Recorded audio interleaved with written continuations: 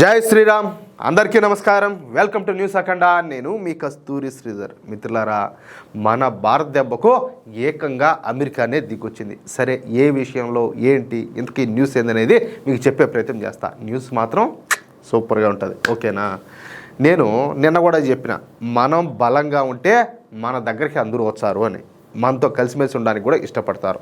మనం ఎంత బలాన్ని పెంచుకుంటే మనకు మద్దతునిచ్చేటటువంటి వాళ్ళ సంఖ్య అంత ఎక్కువగా ఉంటుంది, అవునా కాదా?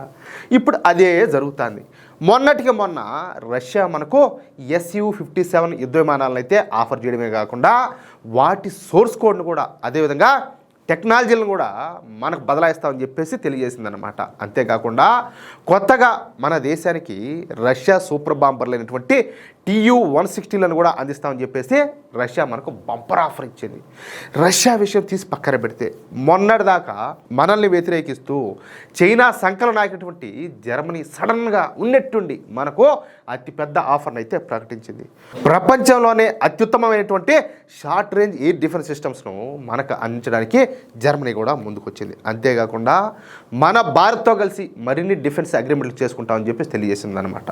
ఇకపోతే మన భారత ప్రస్తుతం 2 యుద్ధ విమానాల ప్రాజెక్టులు అయితే ప్రారంభించింది. అవి వచ్చేసి ఒకటి AMCA ప్రాజెక్టు, రెండోది వచ్చేసి తేజస్ MK2 ప్రాజెక్ట్ అనమాట.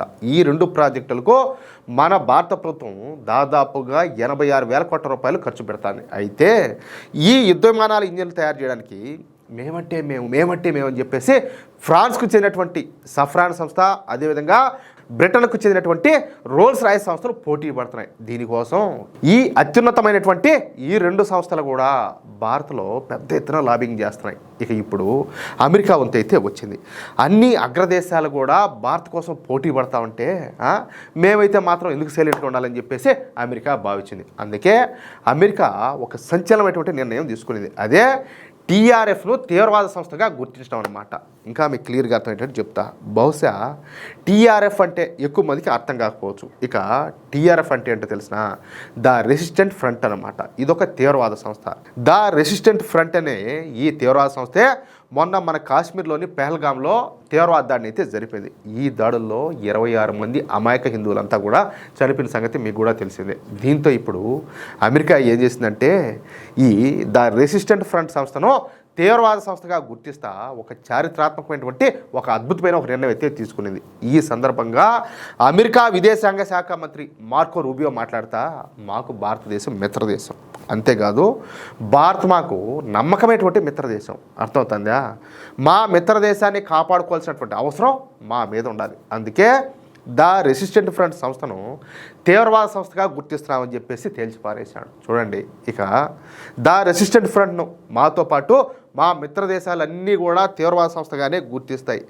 ఈ తీవ్రవాద సంస్థలో పనిచేసే తీవ్రవాదులందరినీ కూడా కఠినంగా శిక్షిస్తాము అని మాట్లాడినాడు. అలాగే ద రెసిస్టెంట్ ఫ్రంట్ అనేది లష్కరే తోయిబా యొక్క ముసుగు మాత్రమే. అర్థమవుతుంది మీకు? సూటిగా చెప్పాలంటే ఆత్మ లష్కరే తోయిబాది అయితే శరీరం మాత్రమే ద రెసిస్టెంట్ ఫ్రంట్ది. అందుకే ద రెసిస్టెంట్ ఫ్రంట్ పైన కఠిన చర్యలు తీసుకోవాలని చెప్పేసి మేము నిర్ణయించుకున్నాం. ఈ క్రమంలోనే ద రెసిస్టెంట్ ఫ్రంట్ను విదేశీ ఉగ్రవాద సంస్థగాను, అంటే FTO గాను, అలాగే స్పెషల్ గ్లోబల్ టెర్రరిస్ట్ ఆర్గనైజేషన్ గాను ద రెసిస్టెంట్ ఫ్రంట్ తీవ్రవాద సంస్థ అయితే గుర్తిస్తున్నామని చెప్పేసి అమెరికా విదేశాంగ శాఖ మంత్రి మార్కో రూబియో స్పష్టం చేశాడు. ఇక్కడ మరొక విషయం ఏంటంటే, ఈ పెహల్గాం దాడికి సంబంధించి పాకిస్తాన్ మీద కానీ, పాకిస్తాన్కు సంబంధించినటువంటి ఎసెట్స్ మీద కానీ ఎటువంటి చర్యలు కూడా తీసుకోవద్దని చెప్పేసి అమెరికాని ఈ అరబ్ దేశాలకు చెందినటువంటి లాబిస్టులు, అలాగే ఆర్గనైజేషన్ ఆఫ్ ఇస్లామిక్ కార్పొరేషన్ నుంచి పెద్ద ఎత్తున ఈ అమెరికా ప్రభుత్వం మీద ఒత్తిడి అయితే వచ్చినప్పటికీ కూడా డొనాల్డ్ ట్రంప్ అవేమీ కూడా లెక్క చేయకుండా భారత్తో సంబంధాల కోసం ద రెసిస్టెంట్ ఫ్రంట్ను తీవ్రవాద సంస్థగా గుర్తించడం ఇక్కడ విశేషం అనమాట. ఈ దెబ్బతో ఈ ఉగ్రవాద దేశమైనటువంటి పాకిస్తాన్కు వచ్చేటటువంటి సాయంతో పాటు ఈ అప్పులు కూడా ఆగిపోయే అవకాశం ఉండదన్నమాట. అంటే ఈ దెబ్బకు పాకిస్తాన్ మీద మరొక పిడుగుపడినట్టే. అది విషయం. ఎట్లా న్యూసా? మిత్రులారా, ఈ న్యూస్ కనుక మీకు నచ్చినట్లయితే ఖచ్చితంగా ఈ న్యూస్ నలుగురికి షేర్ చేయండి. అదేవిధంగా ప్రతి ఒక్కరూ కూడా మీ యొక్క అమూల్యమైనటువంటి అభిప్రాయాలను కామెంట్ రూపంలో తెలియజేయండి. ఇక్కడ ఇంకో విషయం ఏంటంటే, ఛానల్ మనం స్టార్ట్ చేసిన రోజులు అవుతుంది కదా, ఇప్పటికి కూడా సబ్స్క్రైబ్ చేసుకోకుండా చూసే వాళ్ళ సంఖ్య చాలా ఉండాలి, అర్థమవుతుందా? ప్లీజ్ దయచేసి ప్రతి ఒక్కరు కూడా మన ఛానల్ సబ్స్క్రైబ్ చేసుకోండి, సపోర్ట్ చేయండి. జై శ్రీరామ్, జై హింద్.